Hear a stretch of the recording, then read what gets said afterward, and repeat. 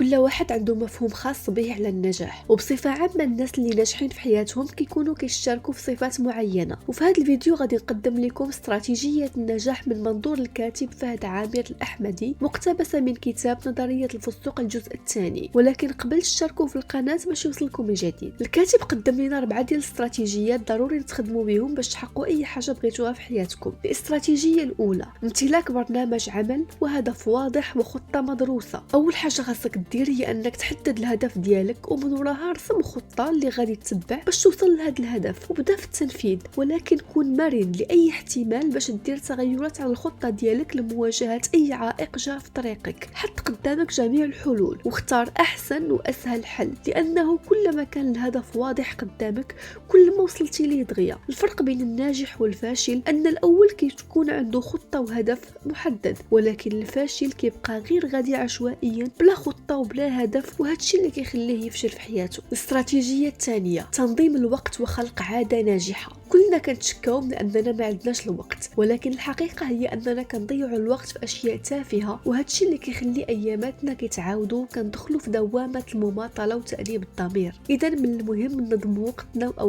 وأولوياتنا باش نقدروا نوصلوا لأهدافنا. الاستراتيجية الثالثة: اغتنام الفرص. كاينين شي فرص راه ضيعناها من يدينا ما كنعاودوش نطيحوا فيها مرة أخرى، وأغلب الناس كيخافوا من التغيير وكيبغيو يبقاو في منطقة الراحة ديالهم. ولكن إلا جات شي فرصة خاصكم تستغلوها، وخاصكم تكونوا مستعدين للمغامرة باش ما تندموش من بعد. الاستراتيجية الرابعة: لا تخاف من الفشل. الفشل هو عدة تجارب أولية كتخلينا نحسنوا من راسنا باش ننجحوا ونحققوا أهدافنا، ولكن أغلب الناس ما كيتيقوش في ريوسهم وكيسحب ليهم باللي لا فشلوا في هاد التجربة فغادي يبقاو دائما فاشلين، وهادشي كيخليهم ما كيحاولوش يعاودوا التجربة مرة أخرى. هادشي علاش خاصك تثق في راسك وتعاود المحاولة وتكون مصر باش تكمل طريقك. الناجحين هما ناس عندهم عزيمة وإصرار، كيفشلوا مرة وجوج وعشرة وكيبقاو كيحاولوا حتى كيحققوا أهدافهم. إذا الإنسان الناجح عنده عادات إيجابية كتخليه ينجح في أي مجال، مع عزيمة ومع إيمان بالفكرة ومع إصرار وتنظيم الوقت واستغلال للفرص.